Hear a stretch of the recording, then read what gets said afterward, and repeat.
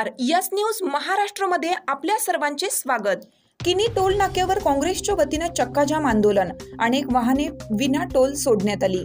Toll विरोधात पश्चिम महाराष्ट्रात काँग्रेसचे मोठे आंदोलन पुणे बेंगलोर राष्ट्रीय महामार्गावर कोल्हापूरच्या किनी टोल नाक्यावर आज शनिवारी चक्काजाम आंदोलन आमदार सतेज उर्फ बंटी पाटील यांच्या नेतृत्वाखाली हे आंदोलन करण्यात आलं।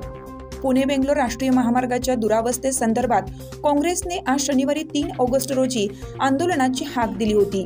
सर्व जिल्हाध्यक्ष, प्रदेश पदाधिकारी, प्रमुख कार्यकर्ते आंदोलनात सहभागी झाले होते।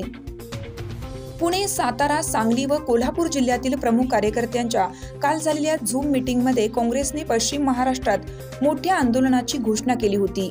पुणे कोल्हापूर नॅशनल हायवेचे काम गेल्या अनेक वर्षापासून सुरू आहे। सध्या परिस्थितीत प्रवाशांना प्रचंड त्रासाला सामोरं जावं लागत आहे। एकीकडे पाऊस आणि दुसरीकडे खड्डे अशी परिस्थिती आहे। रस्त्याचे काम वेळेत होत नाही।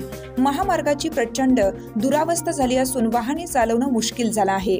अशा वेळी टोल माफ व्हावा, टोलमध्ये सवलत मिळावी, रस्त्यावरील खड्डे बुजवावेत आणि प्रवाशांना दिलासा मिळावा यासाठी आंदोलन उभं केलं आहे।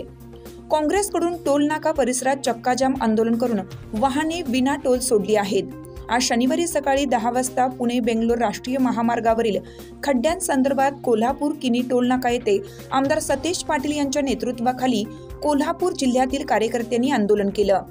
जिल्ह्यातील कार्यकर्ते मोठ्या संख्येने सहभागी झाले होते।